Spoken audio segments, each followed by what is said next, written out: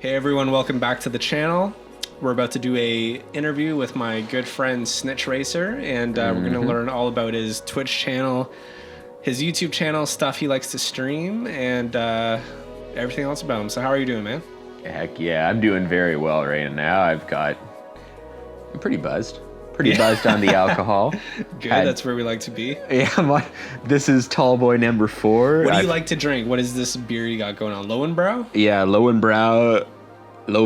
I'm not sure how it's pronounced in German, but it's just the cheap German beer. Hell yeah. What percentage is that? This is only 5.2, yeah. 5.2. Do you just open that? Yeah. Super full. Do a chug for the stream. A whole chug? Let's get it. We're going to get a challenge right here. I can Snitch try, doing a beer but... chug. So let's start off. Tell the viewers about what you do, your channels, where they can find you, what you enjoy streaming, all that.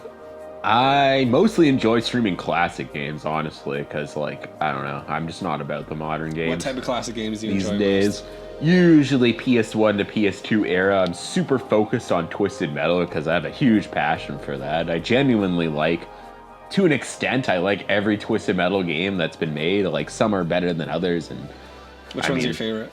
Oh, Twisted Metal Black by far. That's my...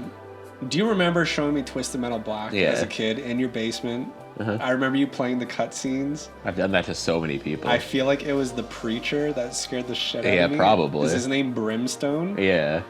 The Brimstone cutscene terrified me, and that was just the morning before school, and I was like, what the fuck did I just watch? I literally just showed you those cutscenes that are like mind-altering. Some of the scariest shit I had ever seen as a child. Uh-huh. Because I remember the shots of him with like his eyes all red and glowy, like looking down at the camera.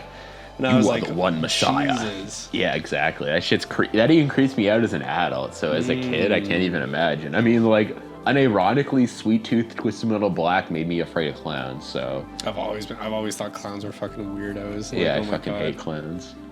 So how did you get Twisted Metal Black as a kid? How did that happen? Twisted Metal Black, actually, how I got Twisted Metal Black as a kid is my dad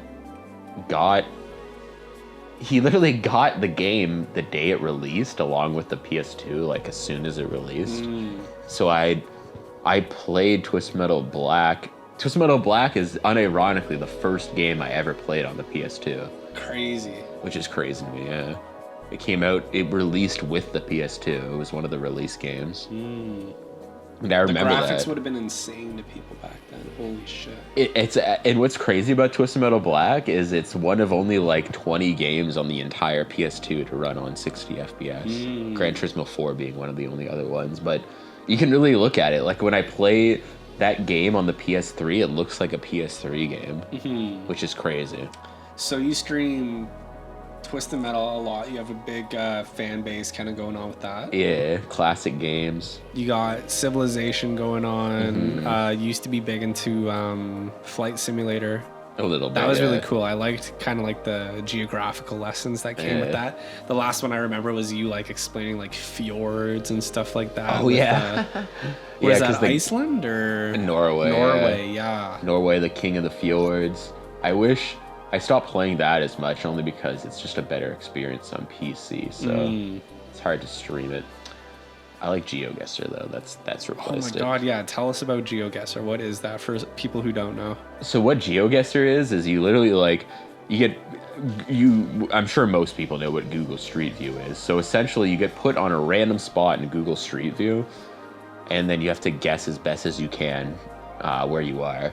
There's all kinds of modes. You can move around, you cannot move, or like it's crazy because like you can get so good at the game that like you see like certain road markings, like you see like the angle of one road marking and you're like, oh, that's a Norwegian road marking. I'm impressed with how good you got with that, kind of like figuring out where things are. And it's crazy is like I'm like pretty decent at that. In the GeoGuessr world, I'm kind of average because people are like, the people who are really good at that game are essentially super geniuses. It's a good way to learn that stuff. Like it is.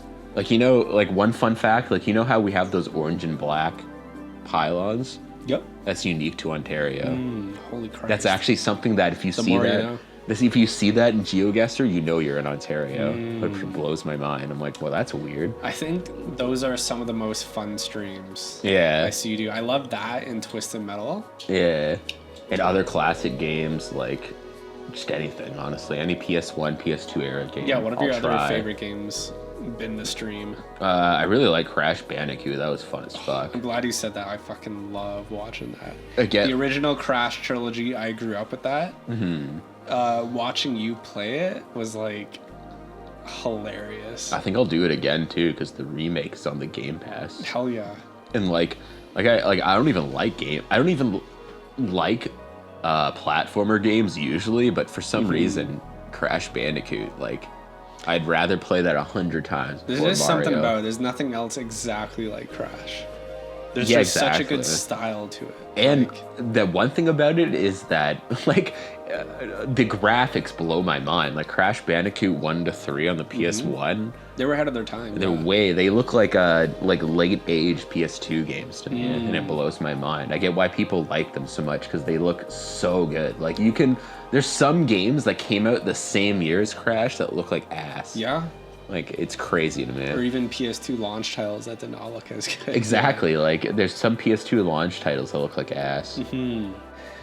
Well, guys, I want to introduce you to Snitch here. I'll put his links to all his channels in the description. Please go check him out. Me and him do a lot of streaming. Heck yeah. He has a lot of great stuff. A lot of classic, awesome games. Yeah. Any big plans in the future for your channels? Just trying to stream at least 4 times a week, 5 times a week if we can. Honestly, the big plan for my channel is just to create a nice community at this point. Like, I just want to vibe. For the most part, I want to vibe out and, chill with homies, Any viewers of yours you want to shout out? Loyal fans? For sure. Yo, like, some of the people, like, I'll shout out Thomas, 1995. He's always been here. He's my one and only moderator, really. The most loyal full-time moderator, loyal legend, Thomas. I got to shout out the homie over here, Vantaglow Mason. He made my intros, which I still get compliments on all the time. And just everybody. There's so many people in my community. There's people like Purple Voided, Puckinesis. They're fucking legends. They literally come to my channel and watch every stream. Even it's crazy to me as a Twitch streamer. There's some people that'll, like, just to support me, just put my stream on in the background and not even watch it just to give me views. Like, hell yeah. Y'all are legends. Anyone who does that, you're a fucking legend. Any tips for somebody who wants to get into streaming? Just do it, honestly. My only tip as someone who's not super experienced is just do it.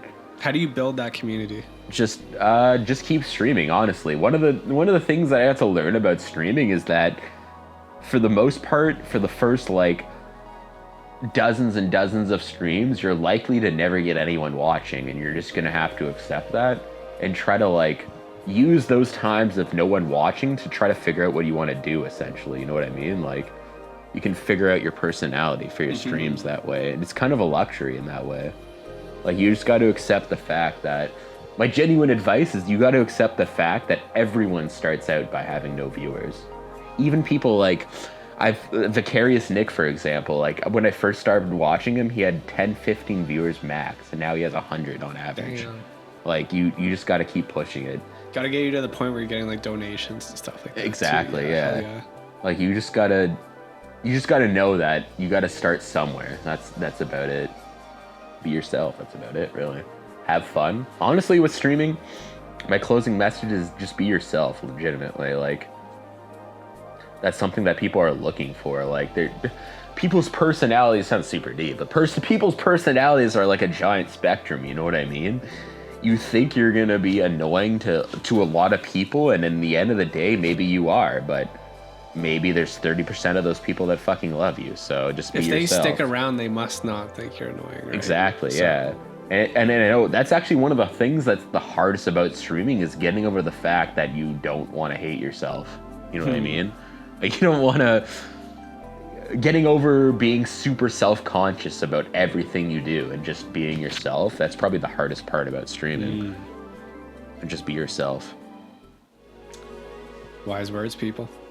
Drunk. look forward to more of Snitch on the channel. Gonna be again, we have Snitch going on with Gaia Wave episodes and Kenny vs. Spenny reviews. And for more Snitch, go check out his Twitch channels. Heck yeah.